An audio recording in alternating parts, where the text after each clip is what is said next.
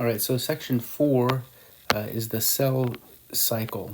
So we've talked about DNA replication, which happens in the S phase of the cell cycle, and we talked about mutation, and we talked about germline mutations, and they're the process by which mutation affects future generations or has the ability to affect future generations. So we want to try to understand the cell cycle, not in terms of the biological processes that are happening, like when we covered in Gen Bio, but from the point of view of the structure and the composition of the DNA as it moves through the cell cycle. So the first thing that we're going to say is we're going to start with an organism that is 2n equals 4 and n equals 2. So those are the diploid numbers and the haploid numbers. And so those are important because it dictates what we're looking at in terms of the number of chromosomes as we move through the cell cycle. Before the cell cycle starts, we're going to start with a haploid cell that is n equals 2. So it has 2 linear chromosomes, one that's red and one that's blue. And we're going to have 2 of those, and they're going to experience the process of fertilization, and they're going to form one cell that is now diploid. So we've got 2n equals 4. 2 sets of chromosomes. Each chromosome has 2 copies, 4 total chromosomes. And so those chromosomes are homologous to each other.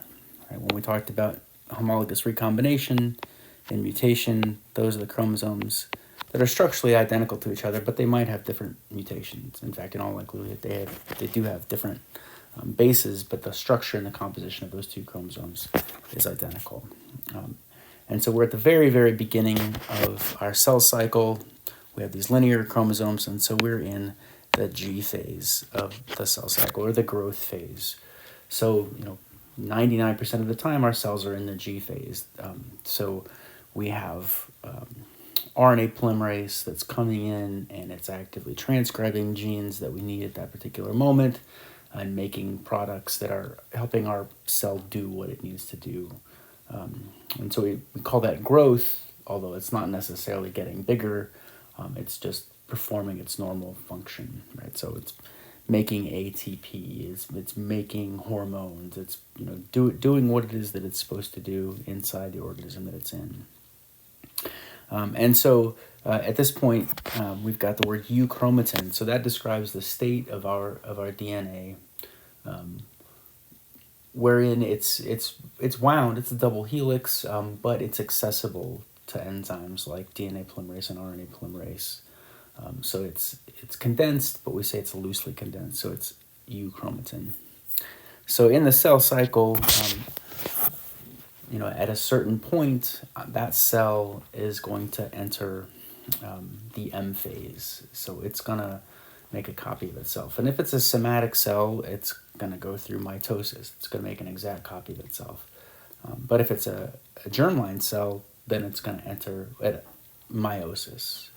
So it's going to make an imperfect copy of itself. And so regardless if we're meiosis or mitosis, the first thing that we're going to have happen is the S phase. And so that's the content from week 2 in our course. That's DNA replication. So we're going to take all of our DNA and we're going to make an exact copy of it, right? Ideally, if no mutations happen. So we'll just pretend that there are no mutations that happen. And so after the S phase, all of our DNA has copied itself. And these 2, what were linear chromosomes, now are going to look like these X's. And so they've made an exact copy of themselves, and they've tethered themselves in the middle at this black dot. So that's my centromere. And so, I'm still euchromatin, but at the centromere, I'm heterochromatin. I'm so tightly wound that enzymes can't access me. And so I'm not available to do what DNA needs to do, but instead I'm available as an attachment point for proteins that can move me around inside the cell. So that centromere exists so that I have the ability to move my set of chromosomes around inside the cell. All right, so in terms of the phases of the cell cycle, we're only going to focus on why those phases are important for genetic information. And so if our first phase is prophase, or prometaphase, as we discuss in GenBio. But in prophase and prometaphase, we have the opportunity for crossing over. So we have these two sets of homologous chromosomes, and I'm going to redraw one of them as green so that we have the ability to see differences. And so those two homologous chromosomes line up next to each other, and they form connections with each other, and that's the process of synapsis. So it's very important that we keep these homologous chromosomes together, and that connection is what allows us to do things like homologous recombination if we have ionizing radiation. But it turns out that we will do homologous recombination on purpose because it gives us a way to shuffle up the genetic information inside of our cells. It gives us a way to introduce variation. And so when those arms of our homologous chromosomes are overlapping with each other, at this point here, that chiasmata, that gives us the opportunity to introduce a double strand break and introduce homologous recombination and switch the information. And so that's what it looks like before what we call a crossover, and then after my crossover,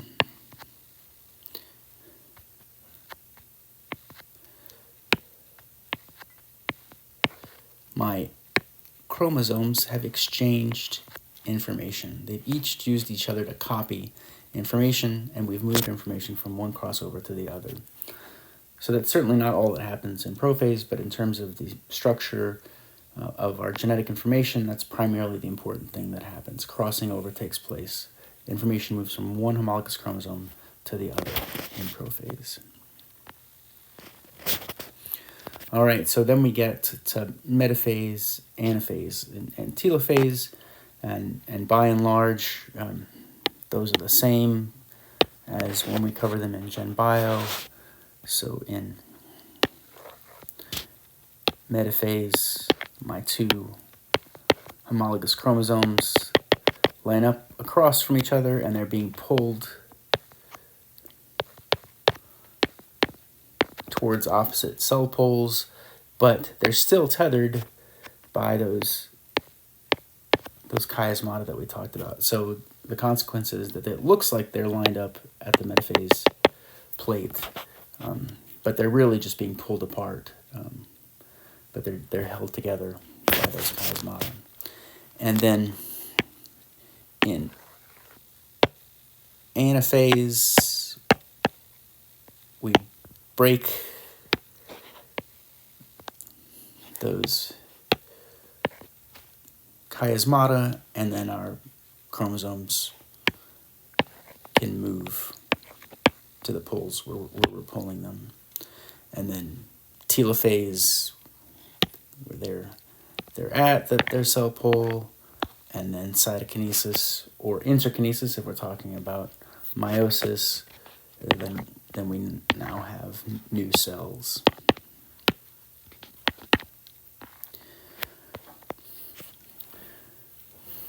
So the distinction, what we want to focus on for genetic information is how this process differs between meiosis and mitosis.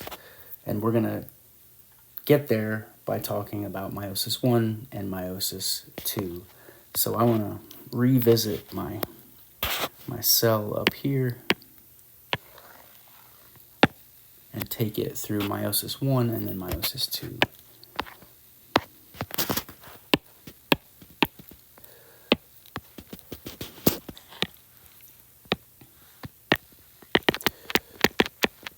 So in meiosis 1, if this is metaphase, then they've lined up across from each other. Homologous chromosomes are lined up across from each other. And then they go through anaphase into telophase. And then we have interkinesis. So we have a stage that doesn't exist in mitosis,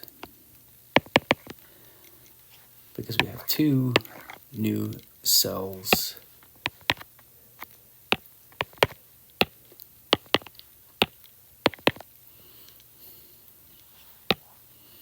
And these cells are now n equals 2. So this is our reductional division. We've gone from 2n equals 4 to n equals 2. And so now we go into meiosis 2.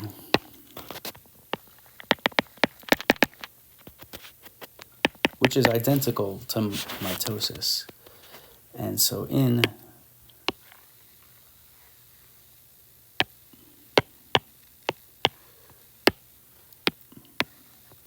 meiosis 2, the first thing that happens is that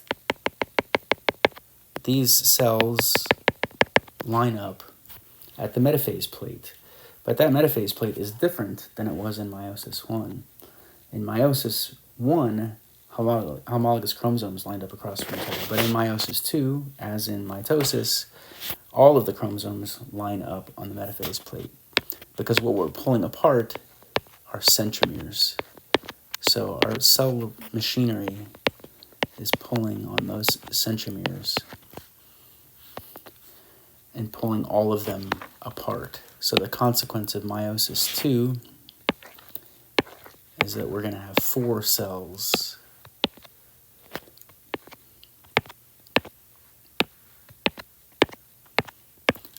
And each of those cells is going to look like the gamete that we started with, n equals 2, and those 2 linear chromosomes.